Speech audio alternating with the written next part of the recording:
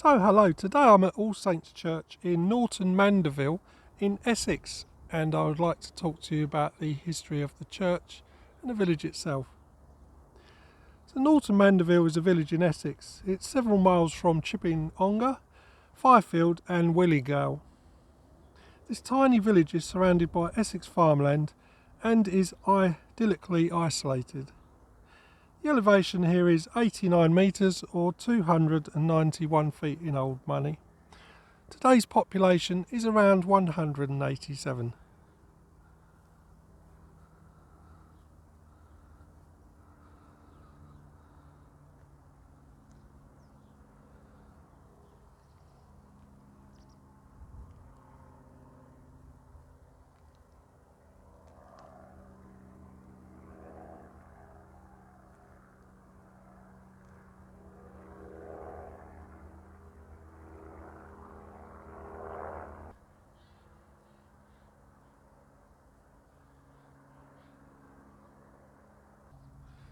Now, an interesting connection by chance, I found another village called Norton Manderville, but this time in Tasmania, Australia.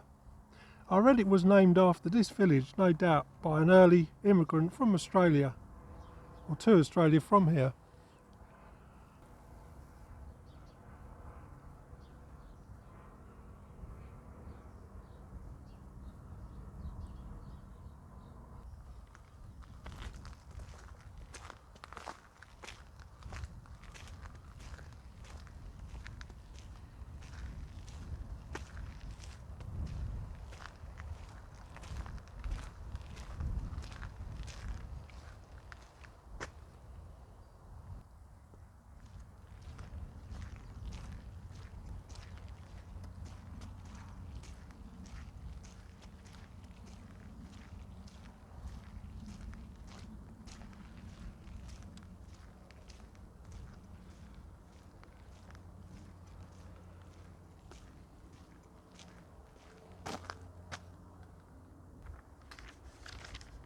Now, in 1066, Norton Manderville had two Saxon manors. The smaller manor was owned by Godriff of Forney and only had two smallholders there. Godriff was connected to Forney Abbey in Cambridgeshire, a Benedictine monastery, which dated back to the 7th century, and it had a hermitage there. Now, in 1086, the canons of St Paul of London would act as lord of the manor here, but still very small, with only 40 pigs and 5 cattle.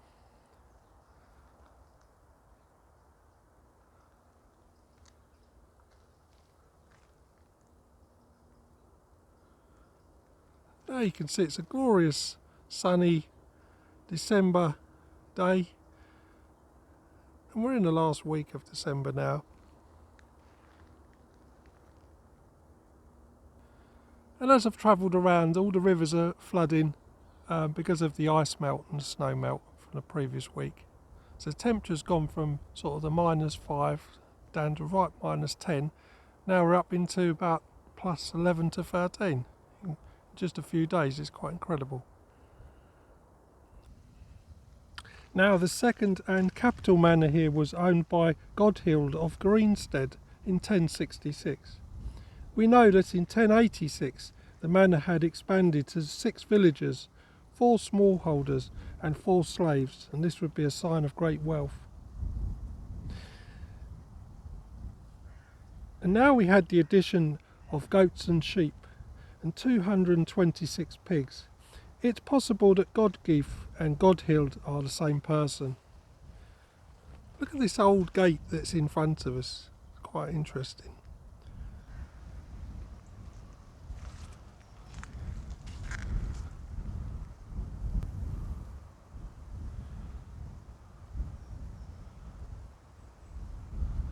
Most unusual.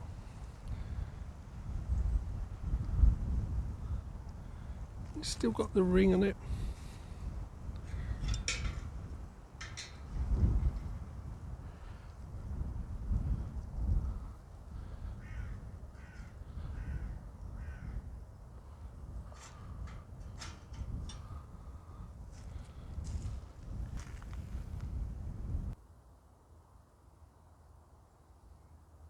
Now the first Norman lord here was Wimund with Mainmo, who was acting as sheriff, who was the tenant-in-chief here.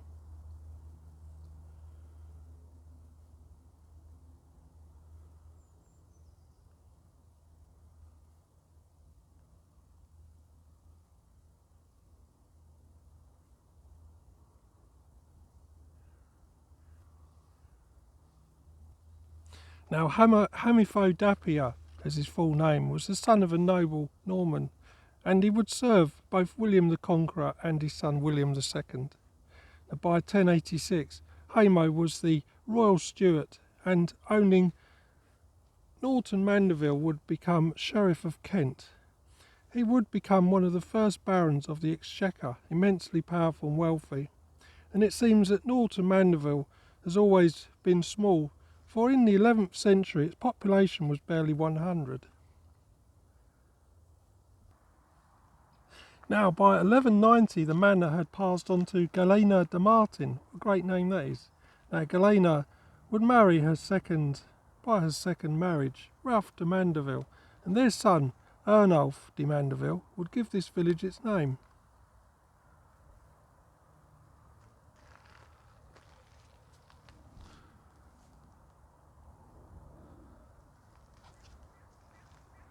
We pan around, we can see the church itself.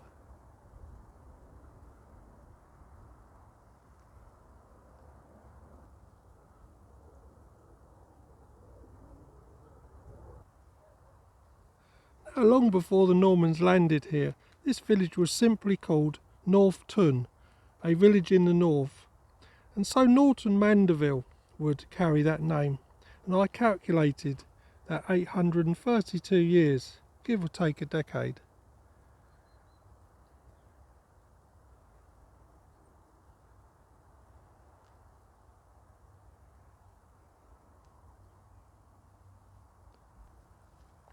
Now today's old manor house has long been rebuilt. Its chimney stacks bear the date of 1610. So now we face the main Chelmsford Road, which borders Norton Manderville.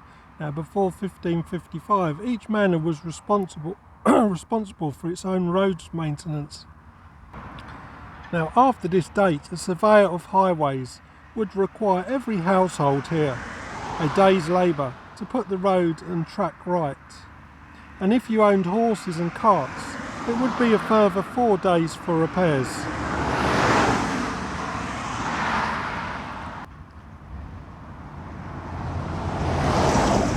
Now in 1766 Henry Mullocks of this parish failed his duty as surveyor.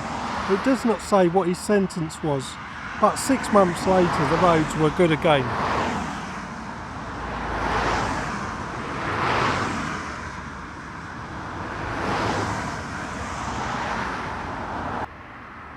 Now we look at what I believe to be the old White Horse Inn. It's now a private residence. This would serve all the commuters and the travellers, the coach and horses from this main road. Now William Scudder, landlord of 1898. His son, also William, would serve in World War I and sadly not return. He's remembered on a memorial at All Saints Church.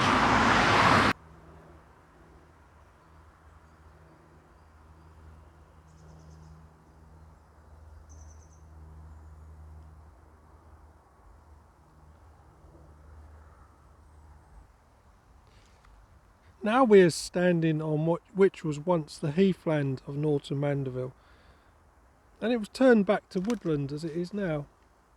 Now small ponds which are here are where the gravel was dug from previous centuries, and you can see it here.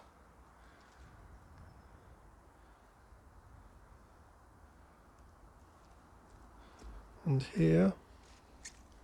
In fact, everywhere you look. Here.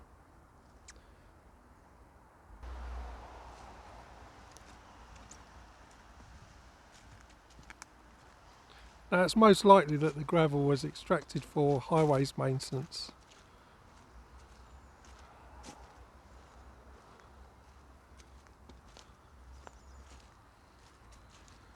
There's one of the ponds there.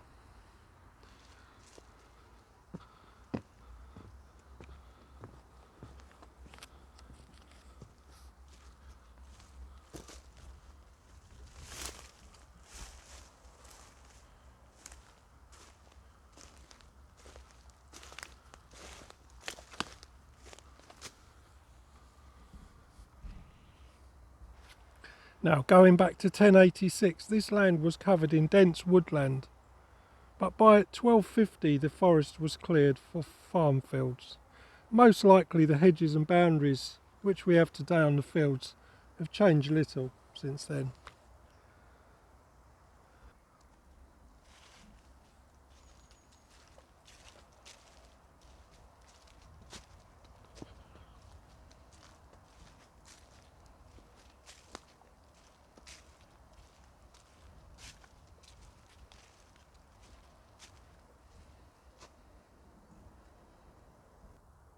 Now, talking of law and order, now the Justice of the Peace heard that Nathaniel Crossingham of this parish was caught selling beer without a licence in 1644. Now, even licensed beer sellers had to be on their toes, for ale tasters would make their rounds here. For an ale taster would check ale for if it went sour within days of being brewed, checking the ale was good and the wholesomeness of it. And it would also have to be sold at the proper price and the measure. Now, ale tasters could be unpopular in the community. The majority of ales was brewed by women before the 17th century. And remember that the average consumption was a gallon per day. It's up to 8 pints per day. But remember, water was most unsafe. So you got to see how important medieval pubs were in England.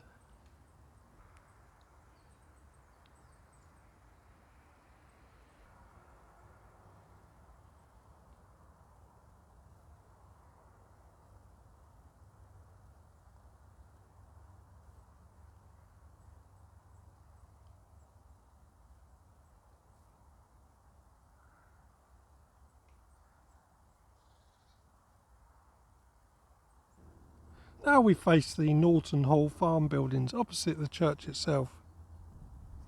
Now, during the 19th century, agriculture played a big part in life here, a major employer. During this century, Norton Hall was rebuilt. Its new farm buildings erected what we see today.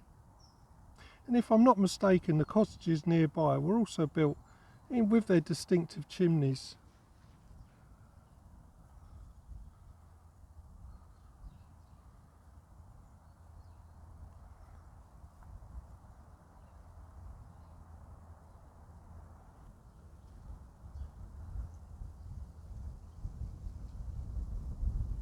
Notice the luxury of a fireplace per room.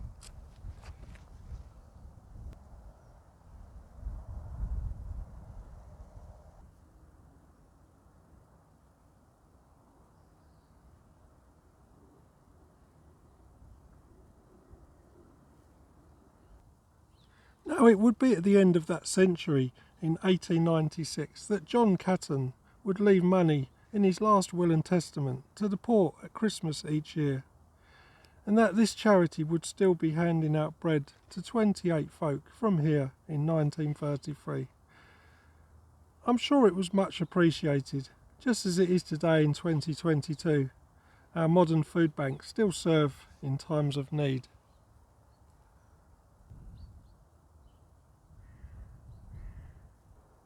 Now we look at All Saints Church itself. It was built from flint rubble and freestone and sandstone dressings. Most likely these flints were from these very fields.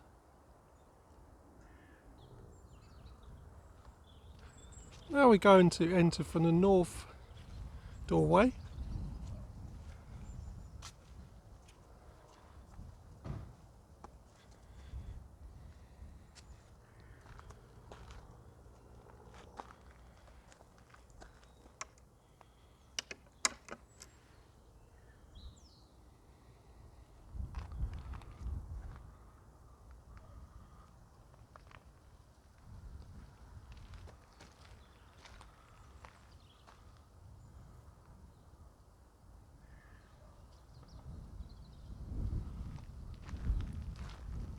Now I've got no information on this north doorway itself.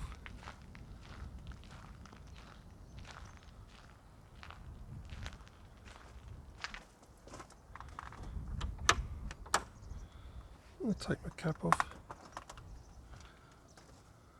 Let's go inside.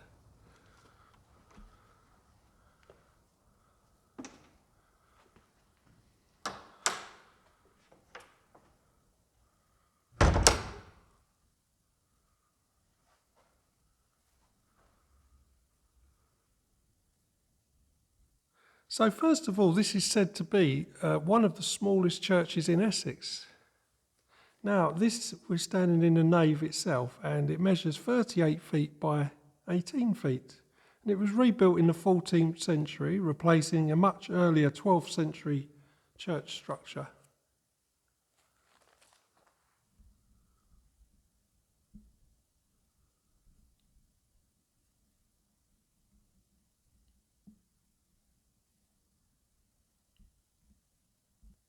Now, another thing I will do, I'll also put the lights on so you get the effect of the natural light and the lights.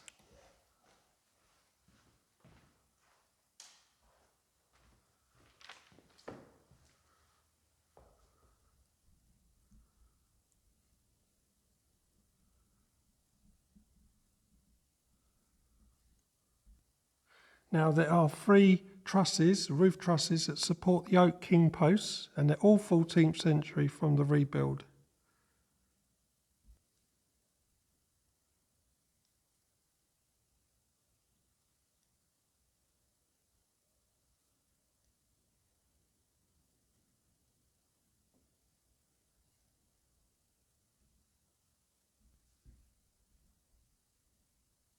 You can just make out the king post there.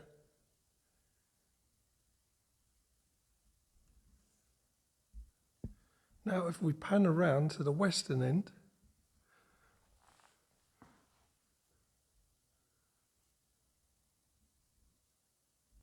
this truss supports the bell tower.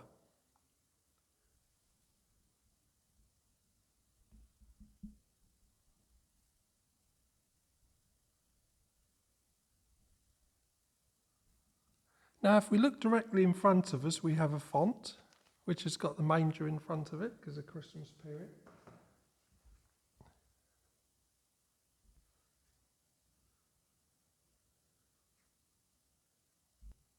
And it's most likely these were crocheted by the local ladies here.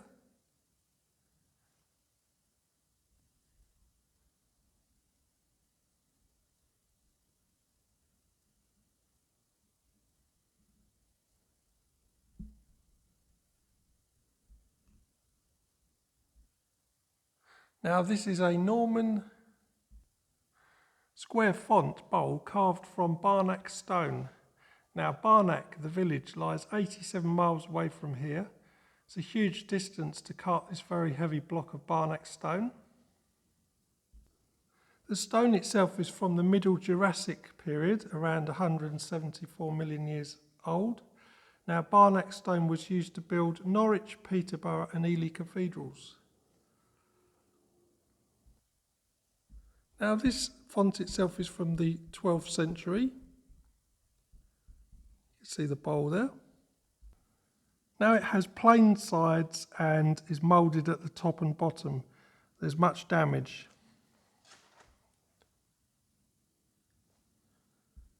You can see the damage there. And if you look, you can see the mason's marks.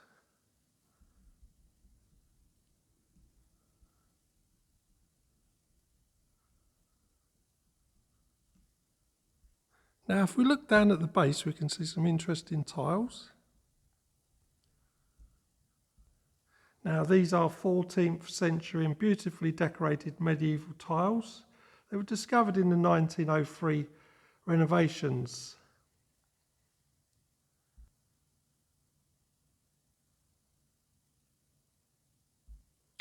Now, these tiles from memory are very similar to those I saw in Little Dunmow, also on display.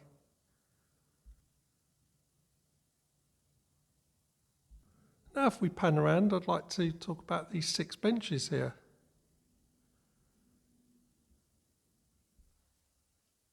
Now these are early 16th century with poppy heads.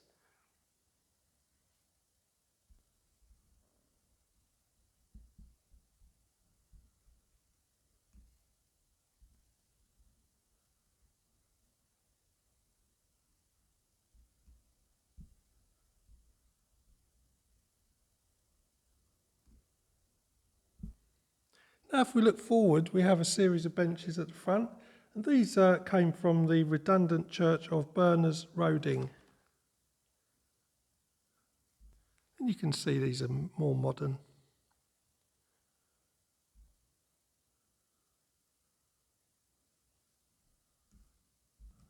So now we've come back to the south doorway,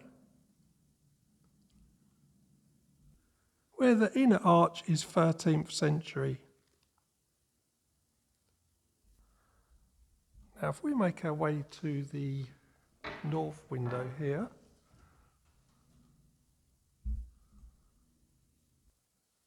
now this window is in memory of the Reverend Fane, whose 36 years of service here, and it's called "Suffer the Little Children to Come Unto Me."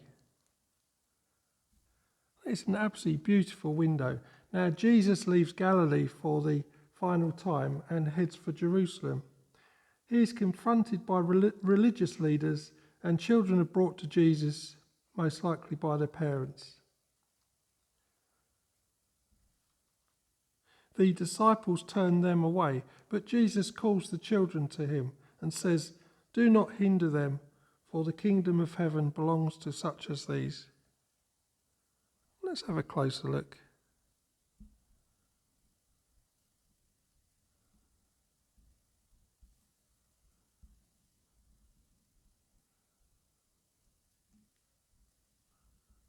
It's almost like a painting, really.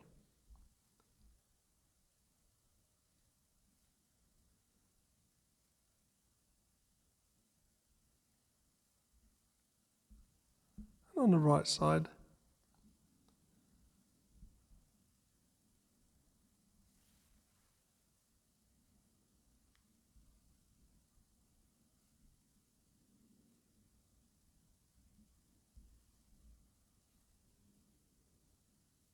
must be the parents.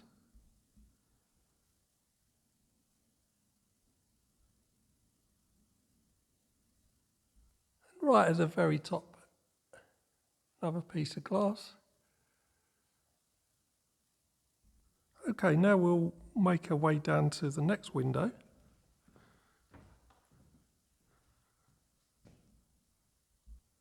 Where it's described as two quarries with roses, early 16th century.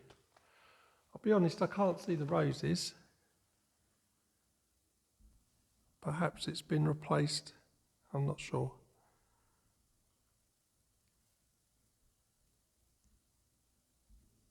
Now we have an organ which I've got no information on, but it's really quite something else.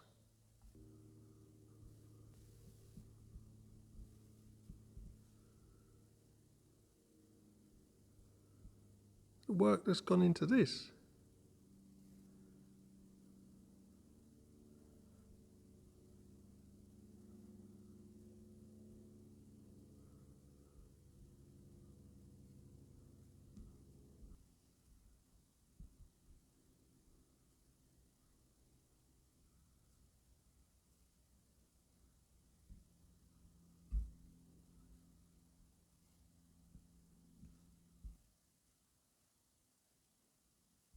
Now, if you look behind the organ, there's something that's described as a double stone locker.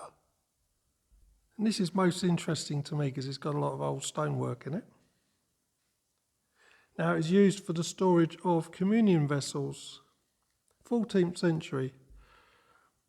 And it's got fragments. This could well be a Roman tile. I'm not 100% sure. It's got the right shape, but maybe the colour's not right.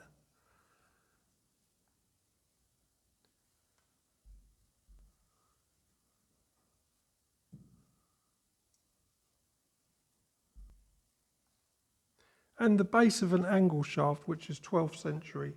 There's also a circular shaft stone with nail-headed ornament, which might be the first one. and some more tiles.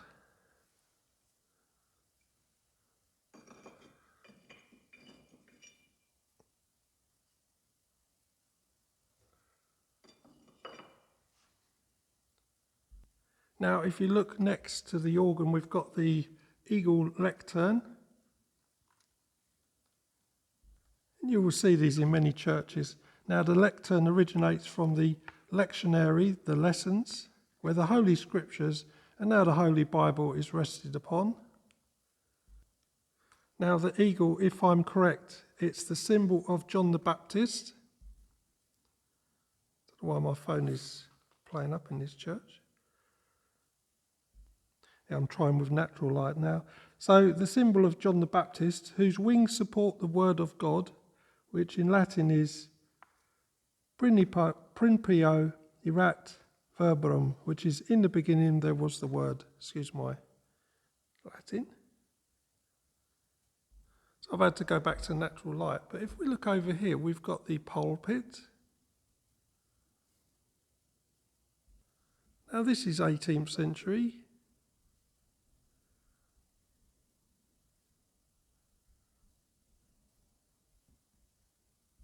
I believe from the Georgian period.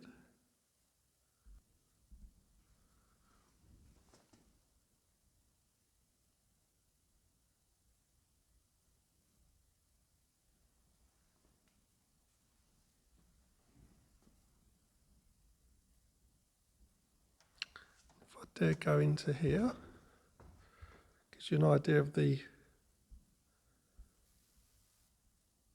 view.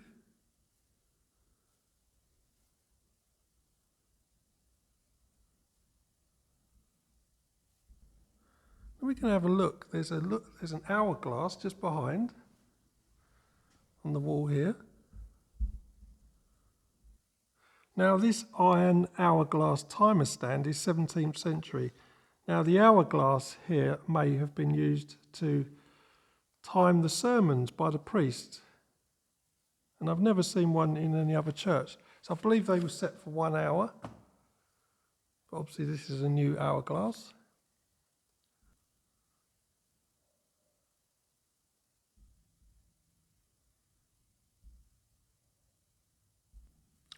Now we're facing the very small chancel, which measures 19 feet by 14 feet.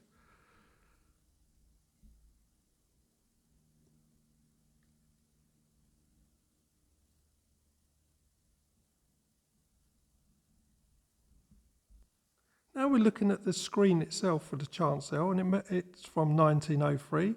It's designed upon a 15th century tracery design. It's most beautiful.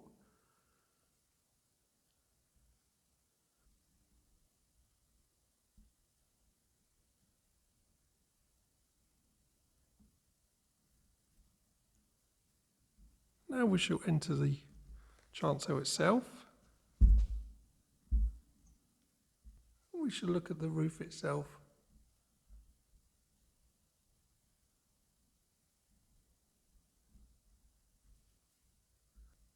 Again, this roof is from the 1903 restoration.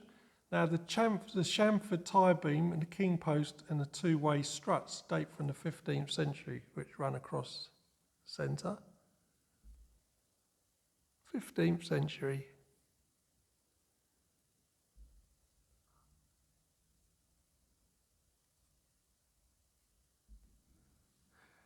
Now, during the 1903 restoration, all the services were held in the small village hall.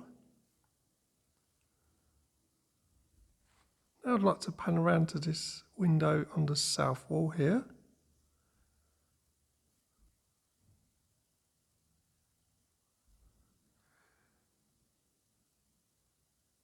Now this is Jesus, I am the Good Shepherd, and it's in memory of John Catton, church warden from 1877.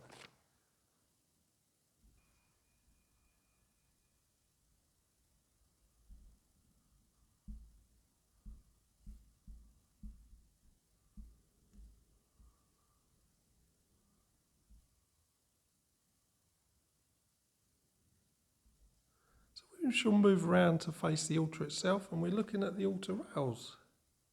communion rails.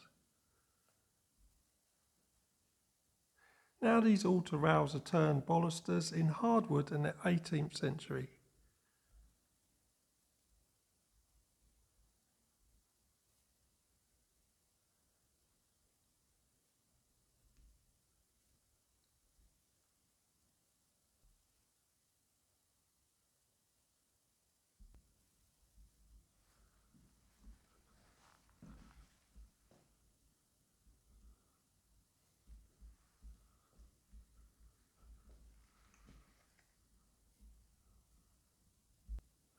So these old brass lamps provide the only light for All Saints Church, and they were renovated in 1992 in the memory of Reg Armour, who was closely involved with the church's restoration.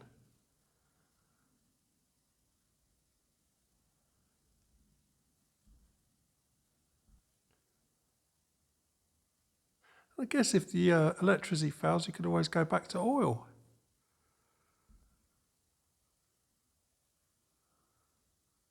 Notice a nice bit of decoration on the base of it.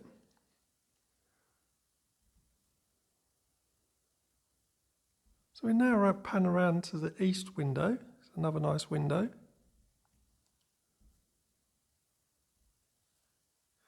Now this is in memory of Reverend Oliver, who donated money for the 1903 restoration. So the church owes him so much for that.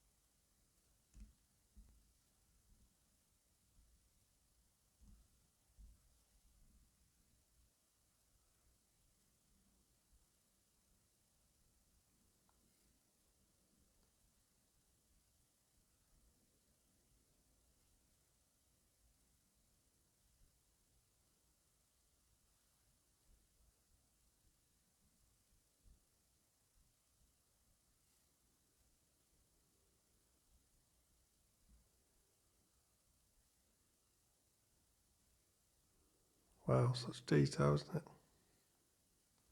Look at that cloak.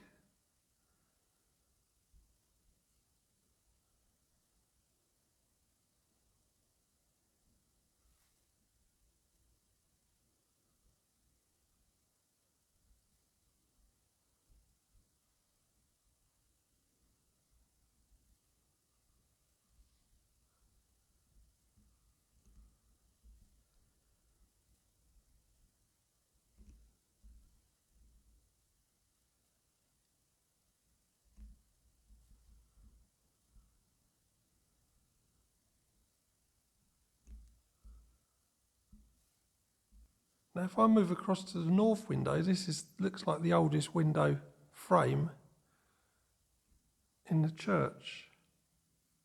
Now it caught my eye because everything's crooked. These jambs are 14th century.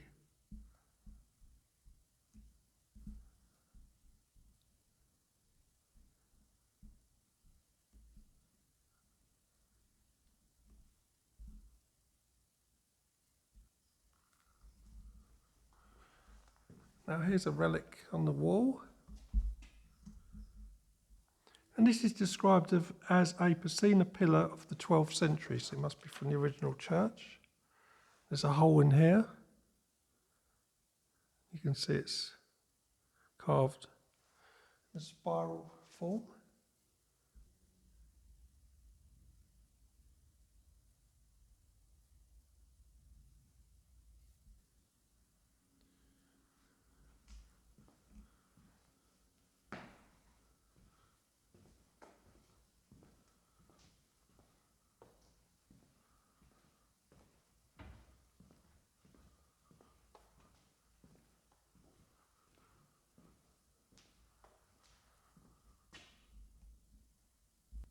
An unusual shelf and sort of corbel there. I don't know what the meaning of it is.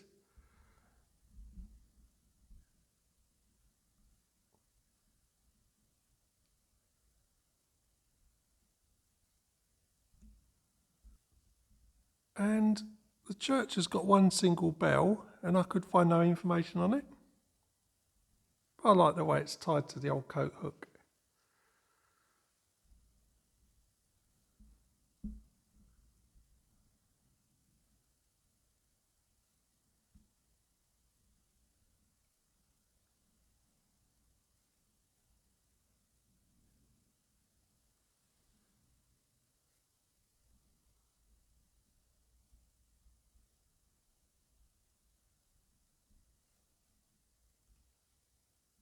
So now we should leave this old church.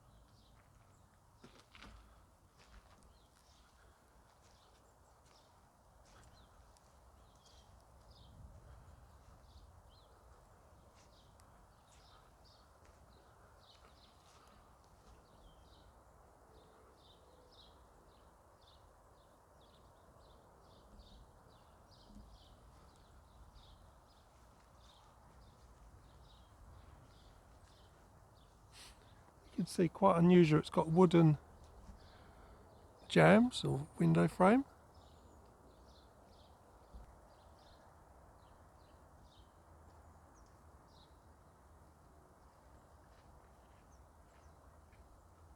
It looks like they made it to open the lower windows in the old times, so a little bit of fresh air in.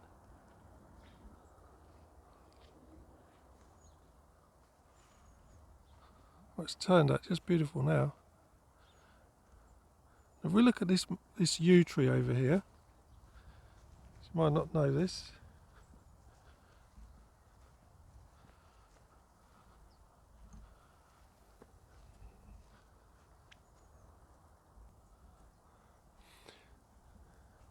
So this is one of the many millennium yews which were planted.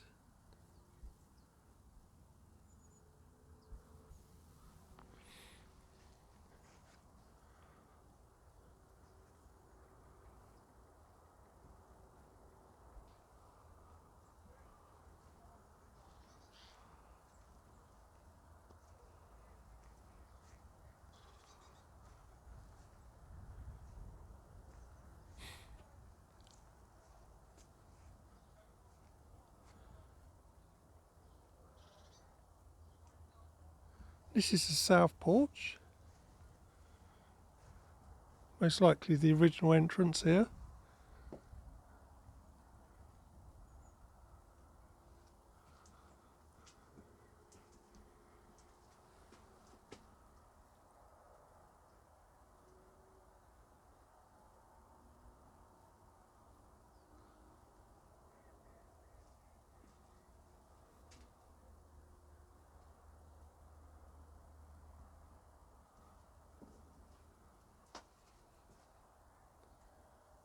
You can see there's an avenue of yew trees.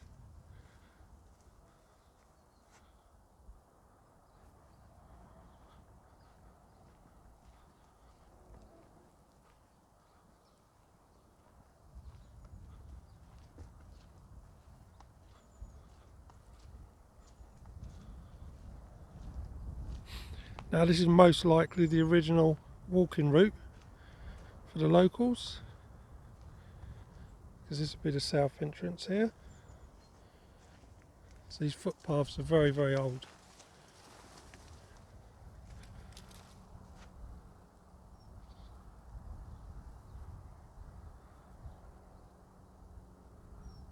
You can see all the farms buildings over there.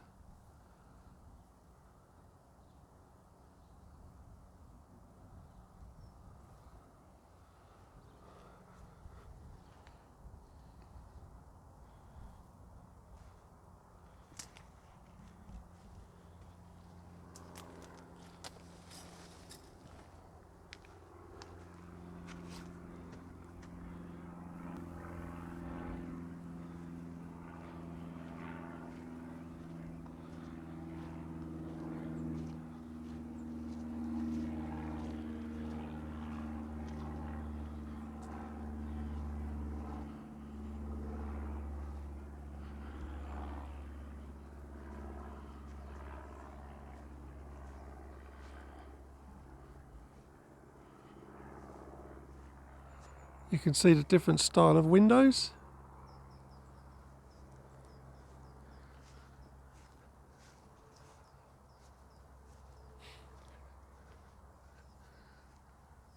And at some point they put a chimney in to heat the place up.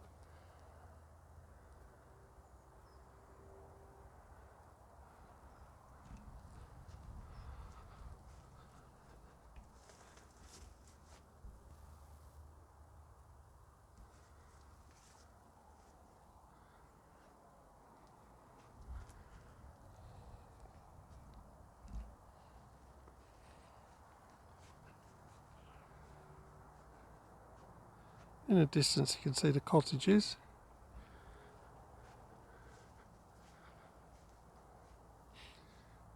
And this hedge line is the main sort of route in and out.